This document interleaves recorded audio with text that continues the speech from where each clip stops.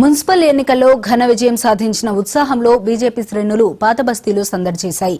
కేంద్ర సహాయ మంత్రి బండి సంజయ్ ఎన్నికల్లో గెలిచిన మేయర్ మరియు ఇతర బీజేపీ అభ్యర్థులతో కలిసి చార్మినార్ భాగ్యలక్ష్మి అమ్మవారిని దర్శించుకున్నారు.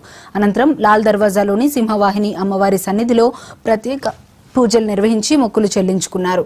ఈ సందర్భంగా బండి సంజయ్ మాట్లాడుతూ ప్రజల నమ్మకాన్ని వమ్ము చేయకుండా అభివృద్ధికి బాటలు వేస్తామని ఆశాభావం వ్యక్తం చేశారు.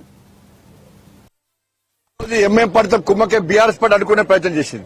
ఈ రోజు తెలంగాణ రాష్ట్రంలో అవే పరిస్థితులు. కాంగ్రెస్ పార్టీ ప్రభుత్వం వచ్చిన తర్వాత 27 నెలల్లో ఈ తెలంగాణ రాష్ట్రంలో హిందువుల పరిస్థితి ఏ విధంగా ఉందో ఒక్కసారి హిందూ సమాజం ఆలోచించుకోవాలి. అరే 27 నెలలే కాంగ్రెస్ పార్టీ ప్రభుత్వం వచ్చి సికింద్రాబాద్ లో ముత్యాలమ్మ గుడి దాడి, జుబ్లీస్ లో పెద్దమ్మ గుడి మీద దాడి, సంతోష్ నగర్ లో దేవాలయం మీద దాడి, జుక్కల్లో దుర్గామాత అమ్మవారి మీద దాడి, శంషాబాద్ లో దేవాలయాల విధ్వంసం, పాత బస్తుల విధ్వంసం, నిన్న రాత్రి చాయంద్రానగుట్టలో పురాతన టెంపుల్, పవర్ఫుల్ టెంపుల్ అయినటువంటి నా ఆంజనేయ స్వామి మీద దాడి చేశారు.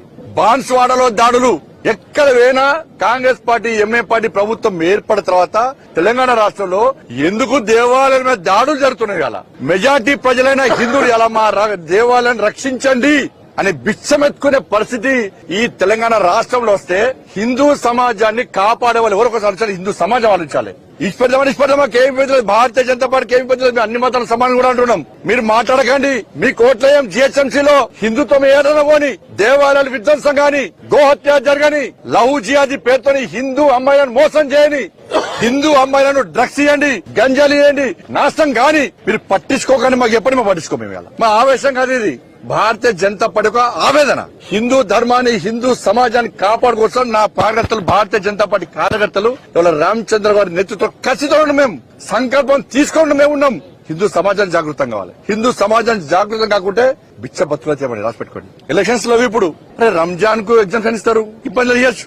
కానీ హనుమాన్ దీక్ష తీసుకుంటే స్కూల్కి రానియరు, అయ్యప్ప దీక్ష తీసుకుంటే పోలీసులను డ్యూటీ అనియరు, భవానీ దీక్ష తీసుకుంటే టైం ఇవ్వరు, పూజ చేసుకునే టైం ఇవ్వరు. వరంగల్ హనుమాన్ చాలీసా వాడితే బయటకు ఓడుతున్నారు. ఇది ఆ పరిస్థితి దేశం తెలంగాణ రాష్ట్రంలో హిందువుల పరిస్థితి. ఇట్లా బతుకుమంటారా? ఇట్లా బతుకుదామా? ఒక్కసారి హిందూ సమాజం ఆలోచించాలి. ఇట్లా బతుకుదామా?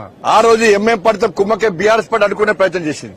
ఈ రోజు తెలంగాణ రాష్ట్రంలో అవే పరిస్థితులు. కాంగ్రెస్ పార్టీ ప్రభుత్వం వచ్చిన తర్వాత 27 నెలల్లో ఈ తెలంగాణ రాష్ట్రంలో హిందువుల పరిస్థితి ఏ విధంగా ఉందో ఒక్కసారి హిందూ సమాజం ఆలోచించుకోవాలి. అరే